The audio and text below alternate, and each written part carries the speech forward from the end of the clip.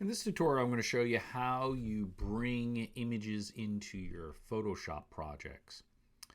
So we've got Photoshop open here, and if you have an image like you will in your classes and things like that, or just on your own projects, there is a right way and a wrong way to bring an image into Photoshop. So we'll just go ahead and create a little quick document here. But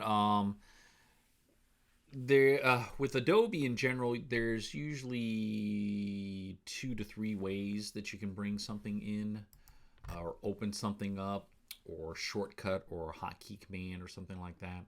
And bringing images into Photoshop is really no different.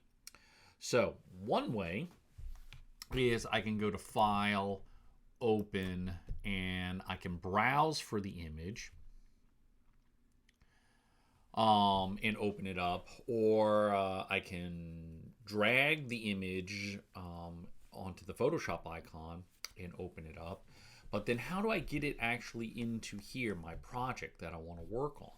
And that's really what I want to kind of show you guys, is how you get your images into your projects that you want to work on them. And dragging the image directly onto your Photoshop pasteboard is not the way to do that, and I'll show you that in a second. So let's go to our pixel designs and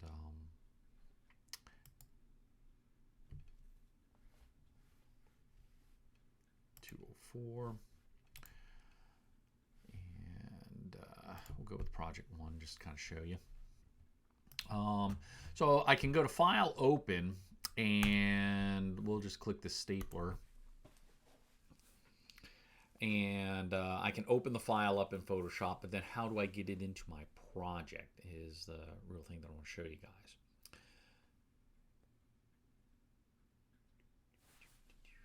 And here it is. So you can open your projects up in Photoshop, obviously. So I've got my untitled project. How do I get that stapler into here? Well, you can drag it by just we'll click on our layer here, where my stapler is.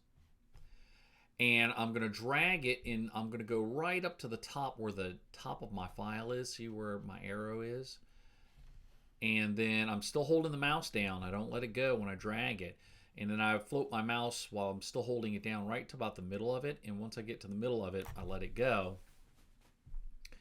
And that'll bring my image into my Photoshop document. And so there it is. So it's click and drag is a way to do it. Copy and paste will also do it as well, where I can go to select everything, edit copy, and we'll turn this layer off so you can see it happen. And then I'll go to edit paste. And there it is again.